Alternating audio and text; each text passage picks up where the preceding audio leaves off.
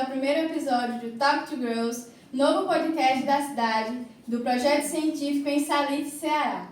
Hoje estamos aqui com a professora Cícera.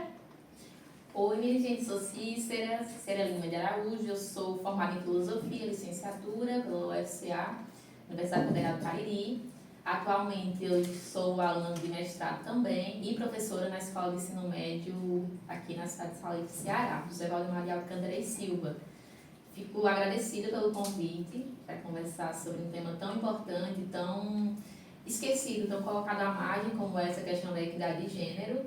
E eu estou aqui à disposição de vocês para qualquer pergunta e que eu puder ajudar. Então, pessoal, como Cícera já ressaltou, falaremos hoje sobre equidade de gênero e proteção às mulheres. E vamos ver uma visão mais ampla no meio da filosofia e na sociedade atual dos jovens, um assunto que é tão tabu atualmente.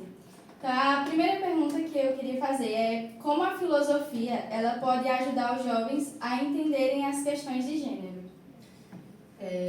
Eu começo trabalhando em cima de questões epistemológicas. Por exemplo, quando eu tenho uma disciplina eletiva que é intitulada Mulheres na História da Filosofia, quando eu começo a divulgar essa letiva específica, os alunos ficam, essa letiva ela é só para mulheres? Eu, não, meus queridos, não, são mulheres que existiram, que estavam lá, que produziram ciência, que tiveram influência na filosofia, na história de modo geral.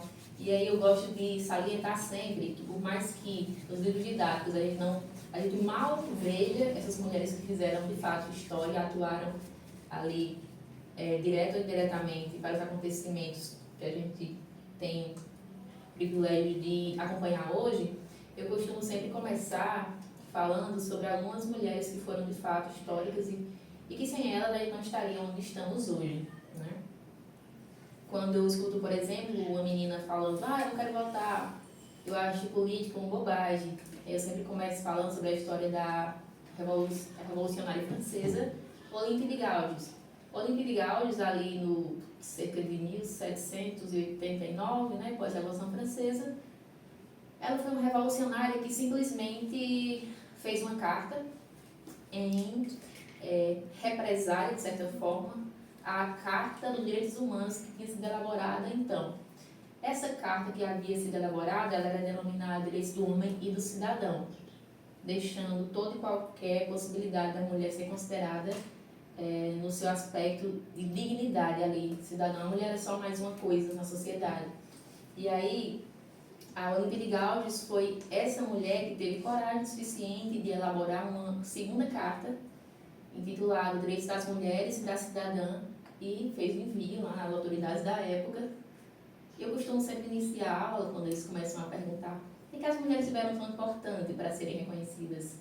E aí eu me pergunto a eles por que vocês acham que elas não são reconhecidas, né? O fato de elas não estarem aqui. Será que elas nunca produziram? Será que, biologicamente falando, eu devo entender a mulher como algo, um ser subalterno? Ou será que tudo isso se deve a todo um processo histórico de apagamento?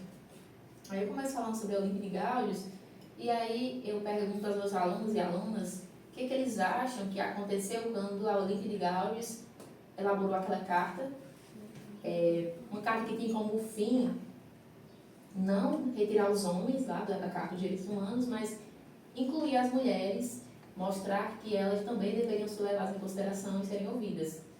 E aí eu sempre pergunto o que eles acham que aconteceu, eles dizem assim, foi presa? Não, ela foi degolada, né? Esquartejada e teve seus restos públicos, assim, pendurados em praça pública.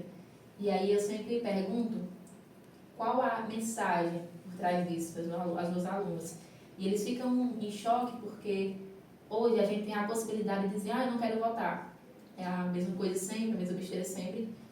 Mas existiram mulheres, como Olympe de Gaules, que basicamente suicidaram. Foi uma carta suicida que ela fez, porque ela só estava buscando ali direitos iguais.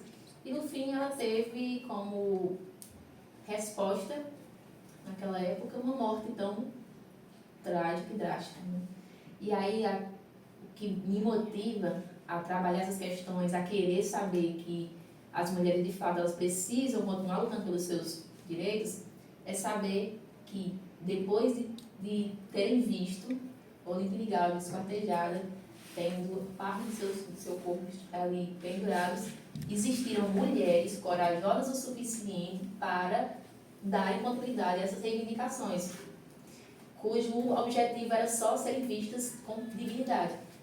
Acredito que por isso que assim, um dos nossos maiores motivos de estar aqui hoje é para que mulheres possam ver esses exemplos e saber que elas são capazes de muita coisa, que apesar da desigualdade que ainda existe, temos essa voz hoje, coisa que não tínhamos antes, e que a gente possa aproveitar mais, porque às vezes a gente tem aquele pensamento, né, e acaba não expondo por ainda estar presa ao que aconteceu antes.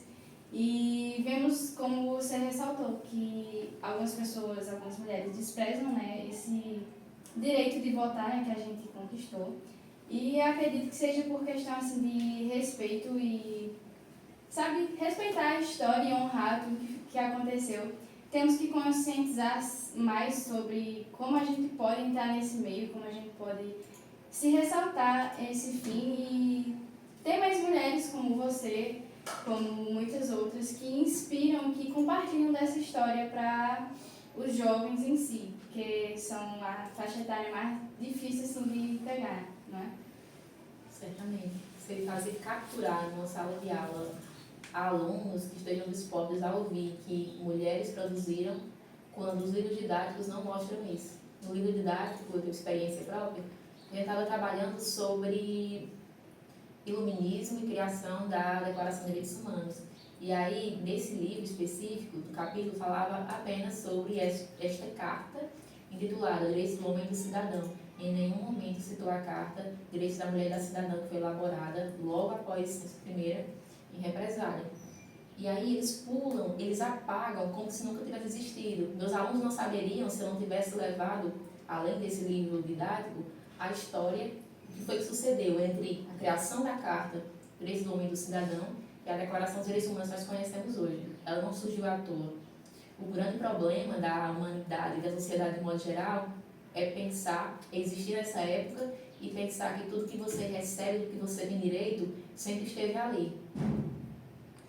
Quando, na verdade, um derramamento de sangue, literalmente, houve para que a gente chegasse onde a gente está hoje. Que não é muita coisa, mas já é.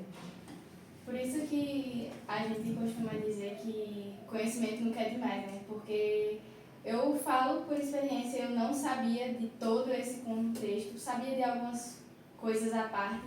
É muito interessante ter pessoas com voz para falar isso pra gente, porque é como você falou, é necessário para quebrar esse tabu da gente ficar preso no que era antes e como os livros didáticos realmente não apresentam essas histórias assim, fica complicado tanto de saber tudo que aconteceu e valorizar o que temos hoje, tanto de realmente passar isso para frente, que deve ser uma coisa bem difícil de se falar.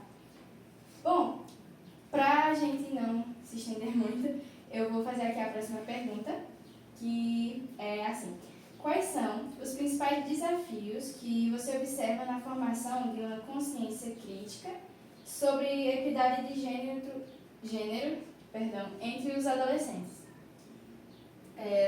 Eu começo já dessa perspectiva do livro didático. Quando você tem à disposição livros didáticos que raramente ressaltam as contribuições das mulheres, seja no campo histórico, no campo filosófico, social, matemático, físico e tudo mais, quando esses próprios livros didáticos eles não ressaltam essas experiências dessas mulheres, fica muito mais complicado quando você tem que seguir um sistema que, caso você não passe aqueles conteúdos, você vai estar sendo uma pessoa subversiva.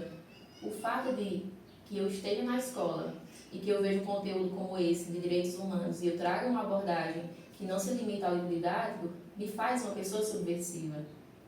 O fato de, por exemplo, no livro didático estar falando sobre psicanálise, e eu sei que na psicanálise não se deve só a Freud, que existia um médico negro, Franz Fanon, que contribuiu muito mais, e eu passo a utilizar ele, mesmo sabendo que ele está no livro didático, como por exemplo, né? Ele não pode esquecer também que além da minoria enquanto mulher, a gente tem outros tipos de minorias. E são minorias que se entrelaçam, né? Que aquela intersecção. Então, quando eu faço esse papel de tentar incluir aquilo que está sempre colocado à margem, o que eu vou receber em troca? Os alunos vão dizer, professora, mas isso não importa não. Se eu vou trabalhar uma perspectiva, por exemplo, de um conhecimento, de uma epistemologia que é produzida por um indígena, por indígena, no primeiro momento, não só alunos, mas toda uma gama de conteúdos curriculares vão me dizer que eu estou fazendo algo errado, porque na ideia, na estrutura dominante, a aprendizagem ela se limita a um pequeno grupo. E as grandes questões filosóficas que ficam disso é por que é que o conteúdo, por que é que o conhecimento, quando ele vem de determinado lugar, tipo a Europa, quando ele vem de pessoas brancas, prioritariamente homens, por que é que ele deve ser considerado objetivo, digno de nota universal, e quando eu tenho um conhecimento que é produzido por qualquer pessoa que está numa posição marginalizada, um indígena, um negro, uma mulher, por que que esses conhecimentos eles são sempre passíveis de serem criticados e analisados com afinco, né? Onde é que está essa questão de entender que conhecimento é algo múltiplo, né? Se torna até surpreendente de uma forma negativa saber o quanto de informação valiosa como essa a gente acaba perdendo por conta de um sistema que quer esconder justamente por ser um grupo de minoria. E a gente vive numa sociedade que grupos de minorias são bem maiores agora. Sabemos que a maioria é mais de questão de coisas que a gente já acabava vendo, e as minorias são sempre assuntos que acabam acrescentando muito e a gente acaba perdendo esse conhecimento por causa desse sistema. A ignorância também conta muito, porque quando, por exemplo, você se refere a temas da filosofia de uma perspectiva não mais eurocentrada, não mais vinculada a homens, ao clássico da filosofia, quando você parte de uma filosofia, por exemplo, oriental, uma filosofia que não segue esse parâmetro que a gente conhece, essa filosofia ela é considerada um ponto, algo a ser investigado. Será que essa filosofia, de fato, ela é boa? Foi produzida por uma mulher. Será que, de fato, essa filosofia ela tem um embasamento científico? E acaba sendo até triste ver, porque eu particularmente já vi mulheres que elas mesmas sendo mulheres desprezam, elas mesmas fazem esses questionamentos. E acaba que a gente, quando vê um homem falando isso, já acha mais comum, porque a maioria é homem que fala isso. Mas chega a doer o coração quando a gente vê uma mulher desprezando assim a própria história, a própria oportunidade. E acredito que esse seja um dos nossos principais objetivos aqui, é conscientizar mais mulheres sobre o assunto. Nesse embasamento, voltamos aqui com uma das participantes do projeto da professora Cícera, que tem por nome Os Desafios da Monoparentalidade Feminina, um recorte a partir da cidade de Salete, Ceará. E quero aqui pedir para a Adriana falar um pouco sobre. Bom, gente, o que é monoparentalidade feminina? É um tipo de família composta por apenas a mãe, seus filhos e a presença do pai. Lembrando que o termo designado às mães que cuidam seus filhos sozinhas é mãe solo. Esse termo veio para substituir a ideia de mãe solteira. Lembrando que esse projeto foi estudado desde o ano passado, então a gente tem muito conteúdo. É muito bom ver que esse tema vem tendo esse êxito, essa êxtase também, que vem sendo mais falado, porque é um tema muito importante. E eu queria pedir para você falar um pouco de alguma ação que tenha marcado o projeto de vocês. Uma das nossas ações do ano passado foi que a gente foi para o CRAI, né, e a gente fez uma roda de conversa com as mães. Lá a gente ouviu muitos relatos, né, de uma mãe que era... Tô lembrando. Não, relaxa, aqui tá na amizade, galera. E a gente ouviu muitos relatos sobre os desafios dela, né, como, por exemplo, o realmente da sociedade e também da própria família. E também vários desafios, como, por exemplo, sobre a economia dela, sobre a renda, como é muito difícil, só ela que traz a renda para casa, é muito mais difícil ainda ser só ela. E deixa eu ver o que mais. que eu posso falar? Acho que só. Acredito que seja muito importante isso que vocês fizeram e continuam fazendo, assim como a gente iniciou há pouco tempo. Ficamos felizes em firmar a parceria com vocês, estar participando junto com vocês desse tema, que, vou falar novamente, precisa ser ainda mais ressaltado nos dias atuais, porque, como ela relatou, existem não só essa mãe que ela falou, mas muitas outras que sofrem, né, posso falar assim, porque acredito que quem diz que ser mãe solo é fácil está com uma ponta de mentira, porque realmente é muito difícil. Se já com o seu cônjuge ao lado é um pouco complicado a criação de uma família, ser mãe solo é um desafio. E a gente está aqui para conscientizar que, mesmo sendo difícil, existem possibilidades da gente ganhar voz e ter um bom empenho na sociedade. Quero aqui já agradecer a sua participação. Muito obrigada. E continue assim, é um exemplo para mim e para outras mulheres. E acredito que o projeto de vocês vai muito longe, assim como o nosso. Obrigada. Dando continuidade aqui com Cícera, tenho mais uma perguntinha para ela, que é assim. Você pode compartilhar exemplos de como o raciocínio lógico pode ser aplicado para desmistificar estereótipos de gênero? Sim, tem inclusive um exemplo aí que é bem recente, numa apresentação que os alunos fizeram da ilha de raciocínio lógico e de mulheres na história da filosofia. Uma certa pessoa perguntou a moça que estava lá apresentando a eleitiva de mulheres na filosofia, por que é que ela acha que tinham tantos poucos livros de mulheres na antiguidade? Será mesmo que elas produziram? Aí deu a entender, pelo jeito que ele falou, que se as mulheres de fato tivessem produzido alguma coisa, estaria até hoje. Só que ele utilizou um argumento muito... Ele deu a entender que você é muito assim, arrogante. Exatamente. Ele falou de um jeito, sem utilizar outros elementos, que a lógica, com toda certeza, exclui. Não constitui um argumento válido. Ele foi um tanto falacioso na fala Acredito que dele. ele tenha falado que era justamente dar esse desprezo. Ele quis dizer, por que existem tantas obras de homens e tão poucas de mulheres, se as mulheres foram tão importantes assim? E aí eu estava na hora, e aí eu falei só o seguinte, professor, o senhor conhece a Mary Shelley, que é a autora de Frankenstein? Um livro clássico. E ele, sim, pois é, a Mary Shelley, ela escreveu o livro, é de autoria dela, mas o pai dela era um filósofo, escritor, a mãe dela, revolucionária também, a Mary Wollstonecraft. E aí, ela só pôde colocar a autoria, o nome dela, como sendo a pessoa que escreveu aquela obra-prima, que até hoje é conhecida, a partir da terceira edição do livro. Até a terceira edição, as autorias dos livros eram do seu pai, Godwin.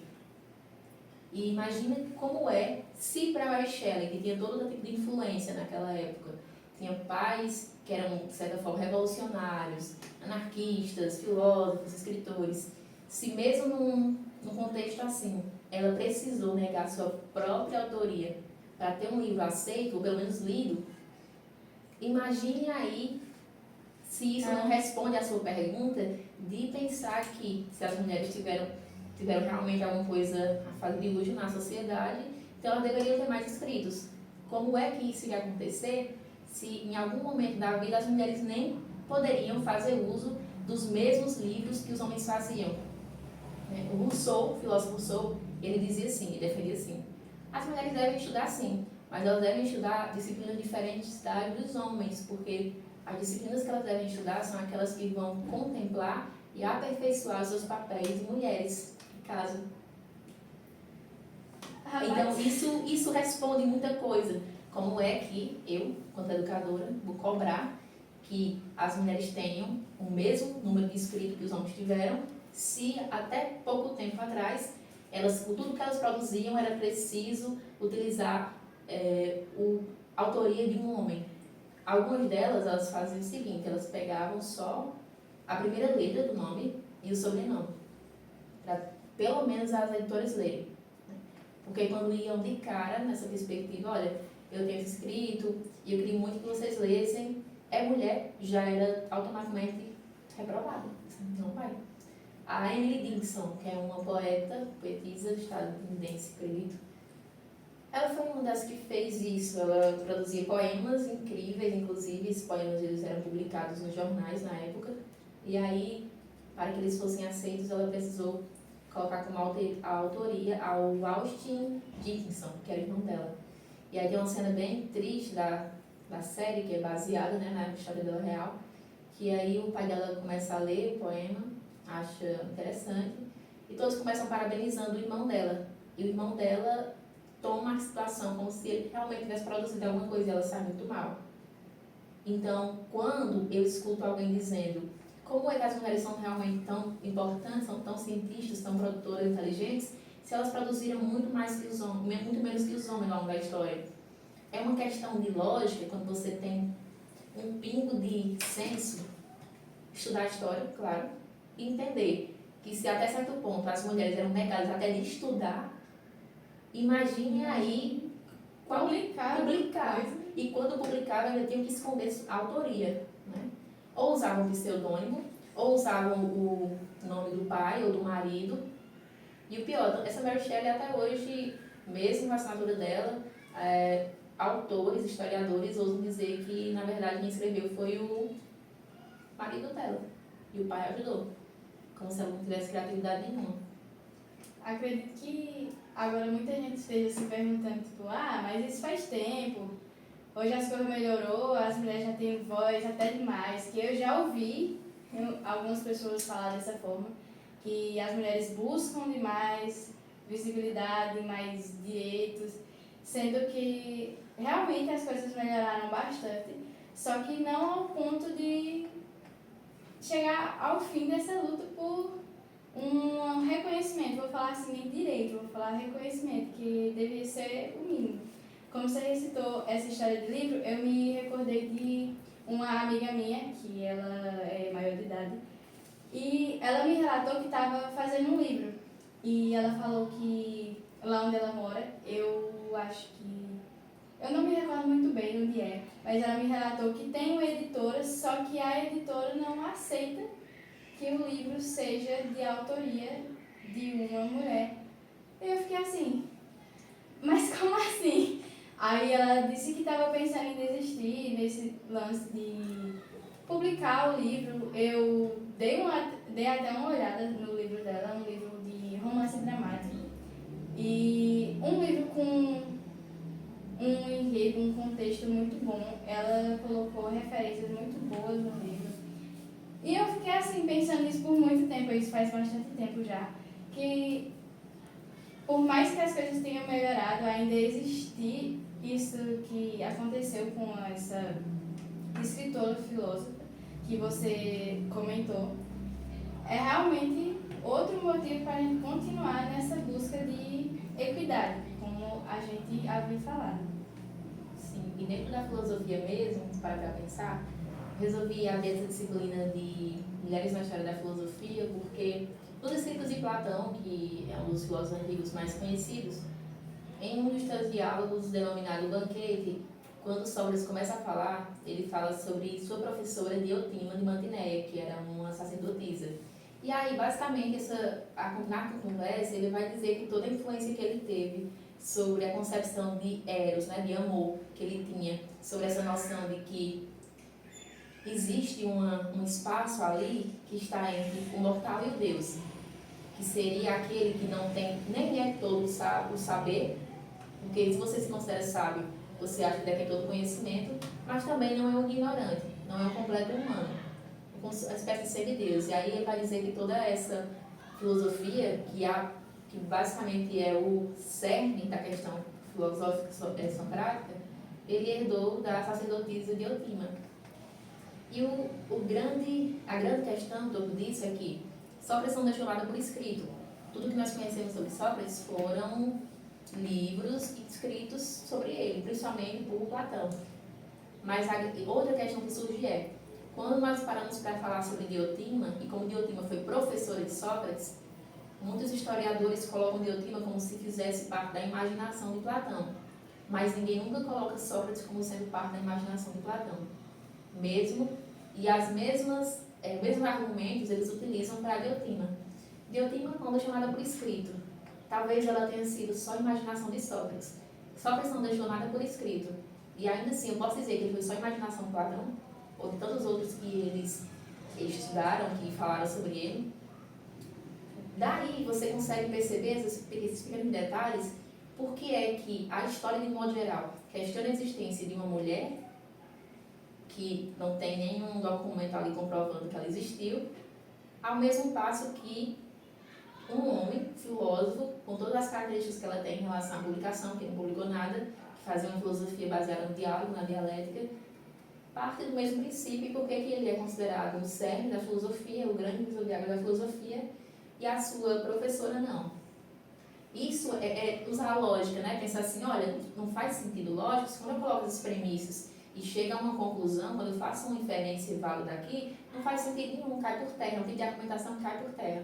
Por isso que eu achei interessante essa pergunta de como a lógica, de modo geral, ela pode ajudar a desmistificar essas ideias, esses estereótipos em torno do papel da mulher, da sua capacidade de ser qualquer coisa que seja.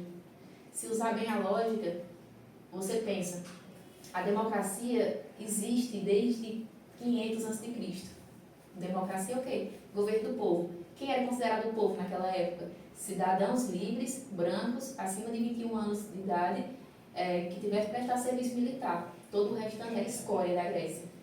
Como é que acontecia essa democracia? Cidadania era reservada a poucos. Sabe quanto tempo tem que as mulheres tiveram direito a votar no Brasil? Dia 24 de fevereiro de 2024 fez 92 anos. 92 anos que nós aqui tivemos direito a voto no Brasil. Mas se democracia, mais uma vez, uma lógica aqui, se democracia quer dizer governo do povo, em que o povo é soberano, por que o povo era limitado a esse grupo restrito? E por que levou mais de 2.500 anos, digamos, mais de 2.500 anos, para que a mulher fosse vista, pelo menos no nosso país, né, como um ser digno de ter alguma opinião, alguma serventia de atuar nesse aspecto da polis, né, da cidade. Aí, não tem. São argumentos de assim, olha, se as mulheres realmente fossem alguma coisa inteligente, alguma coisa que prestasse, elas teriam produzido mais. Meu Deus, as mulheres não podiam votar nem há 93 anos atrás, não podiam votar. E detalhe, há 92 anos, Getúlio Vargas falou, tudo bem, pode votar. Porém, tinha alguns requisitos. Só pode votar se tiver aval do marido, se tiver um certo nível de escolaridade. Imagine quantas mulheres podiam votar, então, nessa época. Não, aí eles exigiam que tivesse escolaridade, sendo que não tinha direito nem de estudar. Porque tinha que estar em casa, fazendo os afazeres, como lavar uma roupa, lavar um prato, porque só quem come e quem suja roupa é a mulher. O homem chega cansado, não faz nada porque ele estava trabalhando. No período da pandemia, se você tira... O período da pandemia foi o período mais degradante para a mulher que você pode imaginar. Eu falo agora no conceito de ciência. Nós temos aqui dois exemplos, uma professora universitária e um professor universitário. Eles precisam produzir artigos todos os anos. Só que na época da pandemia estava todo mundo em casa e a mulher, mesmo a mulher que tem uma condição financeira relativamente boa, ela pode pagar uma babá, ela ainda tem toda uma preocupação sobre o que os filhos vão jantar, sobre o que pedir para se auxiliar a comprar no mercado, sobre o menino que só quer colo dela, sobre tudo isso enquanto o pai estava lá produzindo. E tem pesquisas que mostram que durante a pandemia foi o período em que os homens mais produziram artigos científicos. Quando eu vou tentar uma bolsa de mestrado, de doutorado, eles vão ver meu nível de produção. Se eu tive filho ao longo desses anos aí, com certeza minha produção foi bem menor do que a de um homem, por mais que ele fosse pai. Então, é aí que está o cerne da questão. Como é que eu vou pensar em equidade de gênero quando os papéis já estão tão delimitados e traçados e quando as pessoas nem se perguntam mais por que fazem aquilo? Acredito que entre o significado da palavra equidade, né, que possa ser confundido por igualdade, só que a questão da igualdade são direitos iguais, só que sabemos que as condições de um homem e as condições de uma mulher são totalmente diferentes. e entra o significado de equidade, que é adaptar as situações para a vivência de cada um. Tipo, eu não posso fazer uma coisa igual a você porque vivemos realidades diferentes. Mas a gente precisa ter essa equidade, que é onde a gente tem as mesmas oportunidades, mesmo tendo essa diferença. E aproveitar aqui que a gente está falando sobre os estudos e perguntar como você vê a relação entre a educação filosófica e a promoção da equidade de gênero nas escolas. Eu vejo como um processo que está engatinhando ainda, e eu vejo também como uma coisa que tem sido feita de forma muito individual. Apesar de que, por exemplo, o tema da feirinha, né, da regional esse ano, né, foi focado em equidade de gênero. Eu achei isso maravilhoso, porque eu sei que isso vai forçar muita gente a estudar sobre o tema, a perceber a importância e tudo mais, mas é muito complexo você explicar para alguém que tem todos os privilégios como é necessário pensar as mulheres não como objeto, né? Não como um outro do outro, mas como um ser que também pode desempenhar aquelas mesmas atividades, que também tem dignidade, que tem os mesmos direitos que você. E é cansativo também.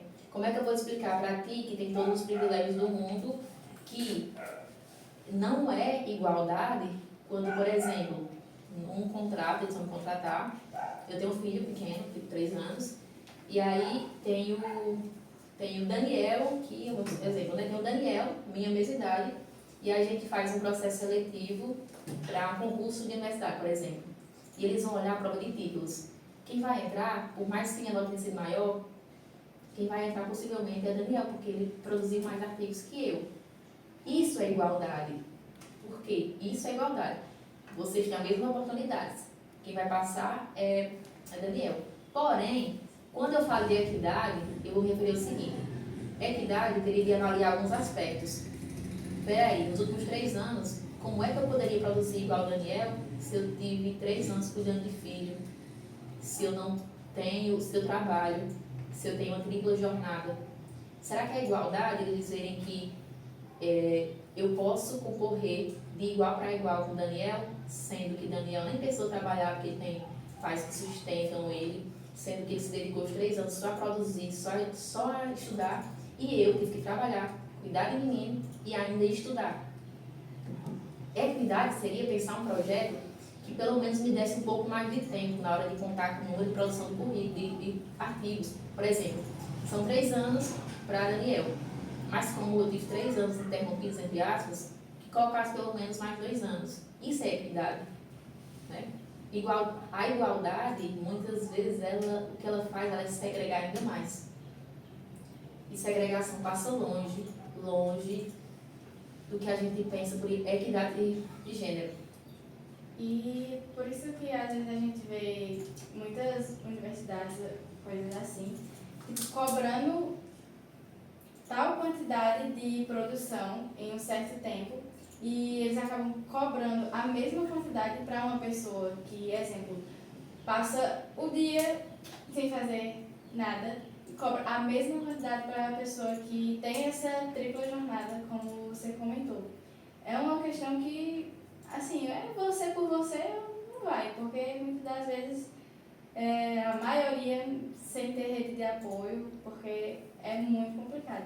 E aproveitar que a gente está falando disso de oportunidade e perguntar como foi para você assim, se integrar no meio da filosofia, na profissão de professora, tendo mais filósofos homens nesse meio.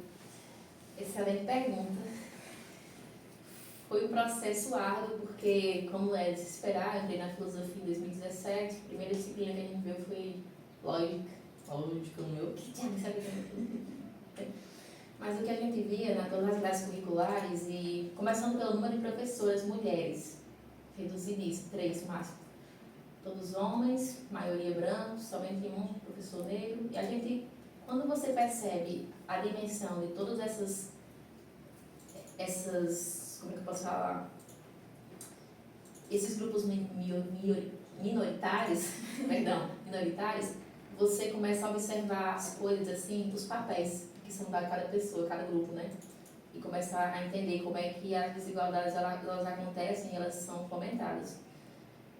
Eu devo muito à UFCA, filosofia, mas eu não devo muito ao curso em si, pela minha compreensão, pela minha percepção de mundo mais abrangente que eu tenho hoje, que é de estudar mulheres, estudar grupos minoritários, estudar outros tipos de conhecimento, outros tipos de epistemologias, né? Indígena, feminina, enfim, oriental, não só mais focado no Ocidente. Eu devo muito isso a um grupo de estudos. Nossa grade curricular era tomada por autores, filósofos europeus, brancos, em sua maioria. E aí, um certo dia, após uma palestra, um colega que era de um semestre anterior ao meu, ela falou assim: e se a gente fizesse um grupo para estudar só mulheres filósofas? Porque a gente já viu que tem. A gente, na palestra que a mulher deu, ela falou sobre Hildegard de Bingen, que é uma filósofa medieval. E aí a gente começou a pensar se existiram outras e outras. Porque na nossa grade, na graduação, só estava falando de Hannah Arendt e Simone de Beauvoir, que são as mais conhecidas. E o pior, Hannah Arendt conhecida como amante de Heidegger, filósofo, Simone de Beauvoir conhecida como esposa de Jean-Paul Sartre. Toda a identidade delas, mesmo trabalhada lá, era sempre carregada como um aval masculino que estaria por trás, como se a genialidade delas se devesse a esses homens específicos, que não é o caso, porque eles se enveredaram por caminhos distintos. Mas aí, essa ideia foi muito... mudou muito a minha perspectiva, porque eu disse, não, vamos fazer esse grupo. Em 2018 a gente começou a fazer um grupo de estudos só para estudar mulheres filósofas. Começamos a estudar Diotima, Hildegard de Bingen, Christine Pizan, Saco de Lesbos, que foi uma poetisa e filósofa, Angela Davis, Simone de Beauvoir também, Hannah Arendt também, mas agora dentro dessa perspectiva de estudar só mulheres. Bell Hooks e várias outras que eu não vou recordar. Mary Wollstonecraft, que é a mãe da Mary Shelley, que fez o Frankenstein. Ela criou um livro chamado Reivindicação dos Direitos das Mulheres, que é perfeito e rico. E várias outras filósofas, inclusive eu estou ministrando essa disciplina de novo, começa amanhã em Letiva. E a gente começou a estudar a Edith Stein também, que foi uma das influenciou a filosofia de Heidegger, que é um filósofo conhecido. E a gente entendeu que aquela grade curricular, ela não estava nos contemplando, mas que a gente tinha mais filosofia, era minha opção sempre gostei de filosofia, eu não sabia que eu poderia estudar um tema do meu interesse, como por exemplo lógica, Susan Haack, Ruth Bartons, que são lógicas reconhecidas aí mundialmente, e eu não sabia que eu poderia simplesmente estudar uma mulher que fizesse parte daquela área que tanto me interessa. Aí a gente começou a pesquisar por conta própria, pedi ajuda a algumas professoras, né, 3 professoras mulheres somente, e elas começaram a organizar também uns livros.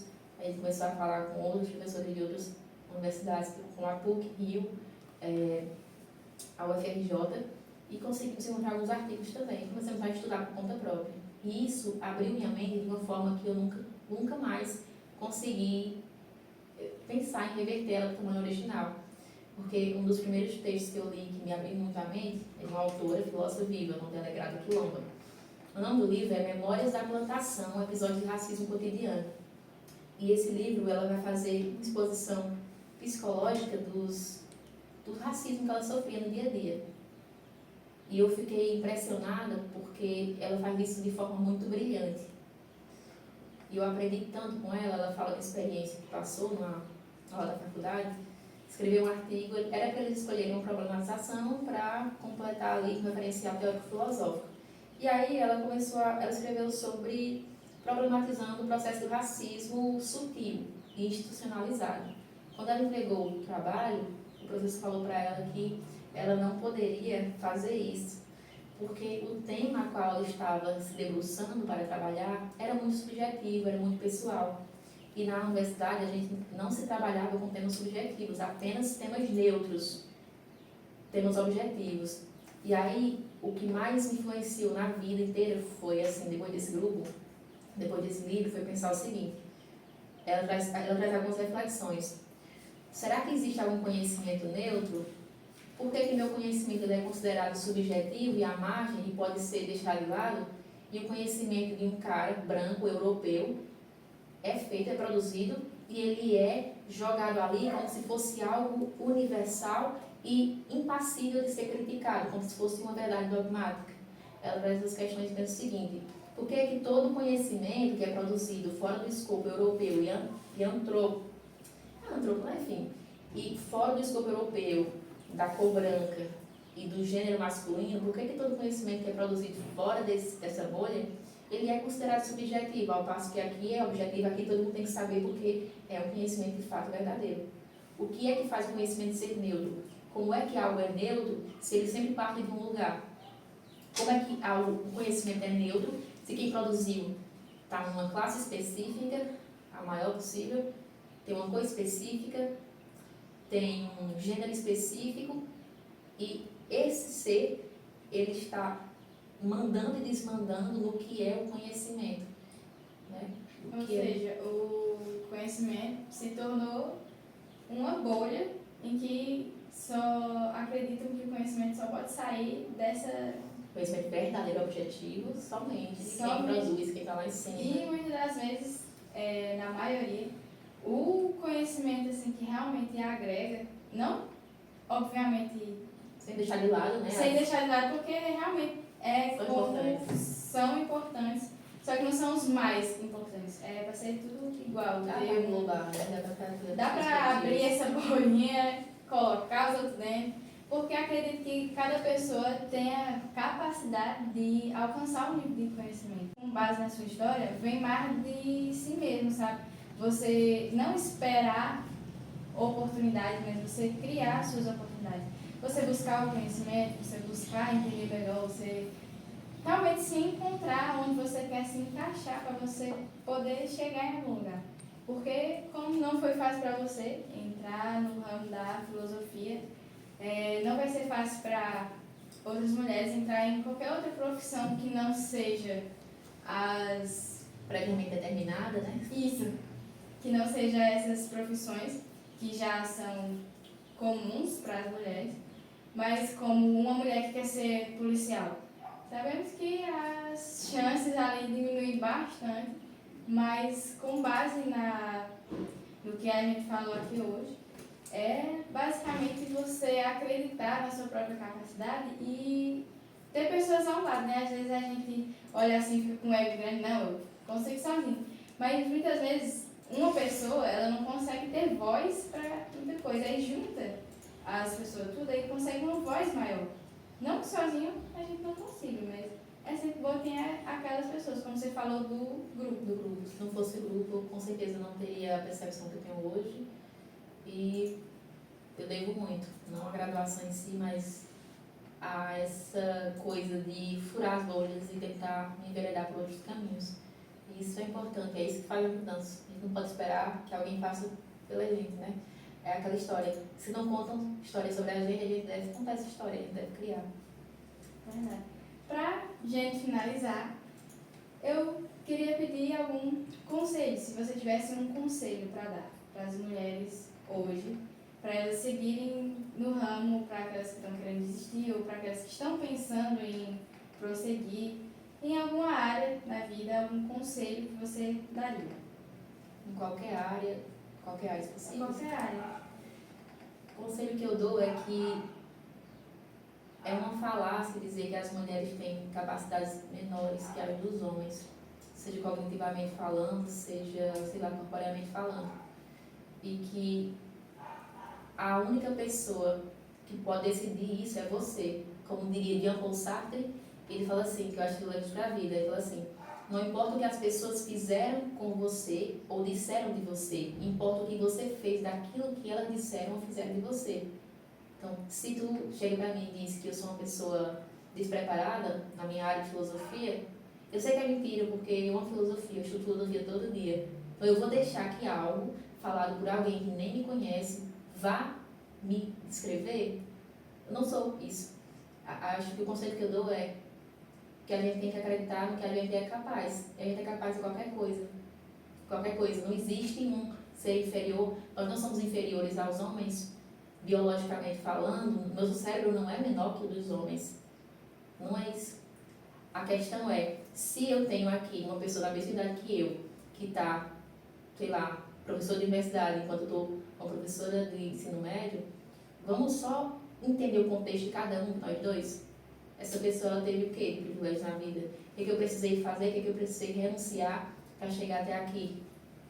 E o conselho que eu dou é olhar sempre para a própria trajetória e tentar melhorar a si mesmo, porque quando você compara com um de outros é cruel. Com qualquer pessoa que seja, mas principalmente com você. São conselhos muito importantes que com certeza eu e os demais que estão tendo acesso vão levar para a vida, porque é uma questão assim mais de meio que uma proteção para a sua mentalidade. Porque acho que o primeiro passo para conseguir algo que você queira é você ter uma mentalidade de que você consegue. Eu costumo falar isso para todo mundo, que uma mente fraca, ela torna uma pessoa fraca, porque basicamente cérebro, cabeça de tudo. Então é meio que mentalidade de que você consegue, vai dar tudo certo. E eu já quero aqui agradecer a participação. É uma honra para a gente do projeto, do podcast, estar aqui tendo essa oportunidade de extrair tanto conhecimento em apenas um encontro. E agradecer de coração mesmo a sua disponibilidade em aceitar o nosso convite.